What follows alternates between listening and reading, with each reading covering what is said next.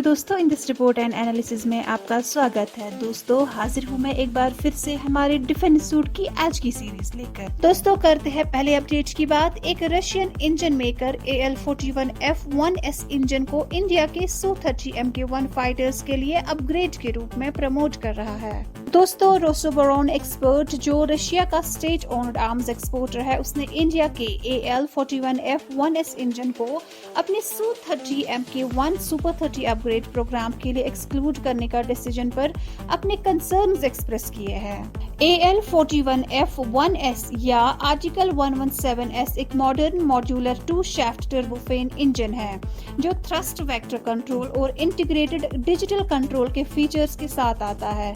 ये engine Su-30 Mk1 एयरफ्रेम्स के साथ कंपेटेबल है क्योंकि इसका जियोमेट्री और अटैचमेंट पॉइंट्स AL-31FP वर्जन के साथ सेम है।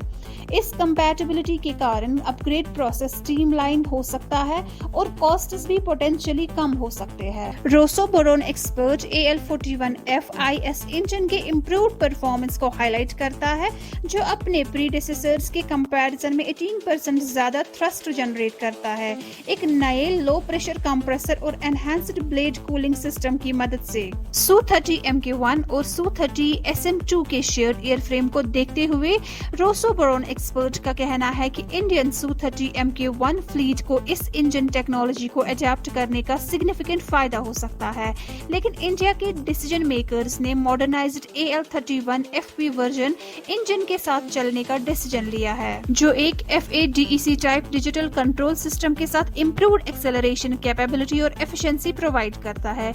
ये सिलेक्शन प्रोसेस सिर्फ इंजन परफॉर्मेंस तक लिमिटेड नहीं था बल्कि cost, potential technology transfer opportunities और इंडिया में लोकल सप्लाई चेन जैसे फैक्टर्स को भी मद्देनजर रखा गया होगा। बढ़ते हैं एक और अपडेट की ओर। एस्ट्रा Mk1 मिसाइल को Su-30 प्लेटफॉर्म्स पर इंटीग्रेट करने का प्रोसेस कम्प्लेक्स हो सकता है जो इंडिया के प्रपोजल को Su-30 ऑपरेटर्स के लिए इम्पेड कर सकता है। इंडिया का Astra Mk1 beyond visual range air to air missile global interest gain कर रहा है, लेकिन इस मिसाइल को Su-30 प्लेटफॉर्म्स पर इंटीग्रेशन एक चैलेंजिंग प्रोसेस है। Su-30 एयरक्राफ्ट के अलग अलग वेरिएंट्स और उनमें प्रोप्राइटरी टेक्नोलॉजीज होने के कारण ये इंटीग्रेशन कम्प्लेक्स हुआ जाता है। वियतनाम, आर्मेनिया, इंडोनेशिया और मलेशिया जैसे देश जो एस्ट्रा Mk1 में इंटरेस्ट दिखाते हैं Su-30 के अलग अलग वेरिएंट्स ऑपरेट करते हैं जो 2 अलग रशियन कंपनीज के द्वारा बनाया गया है।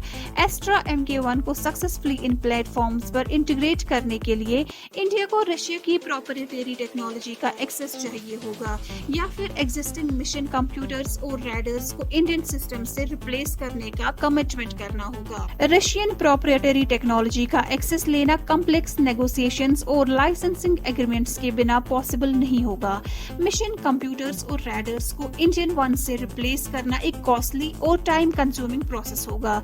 इस इशू का सक्सेसफुल रेजोल्यूशन रशिया की कोऑपरेशन पर डिपेंड करता है और इंडिया की एबिलिटी पर जो इंटीग्रेशन प्रोसेस के लिए विएबल सॉल्यूशंस प्रोवाइड कर सके। दोस्तों अगले अपडेट में आपको बताते इंडियन नेवी को 2024 के एंड तक 7 वॉरशिप्स और एक सबमरीन मिलने की उम्मीद है।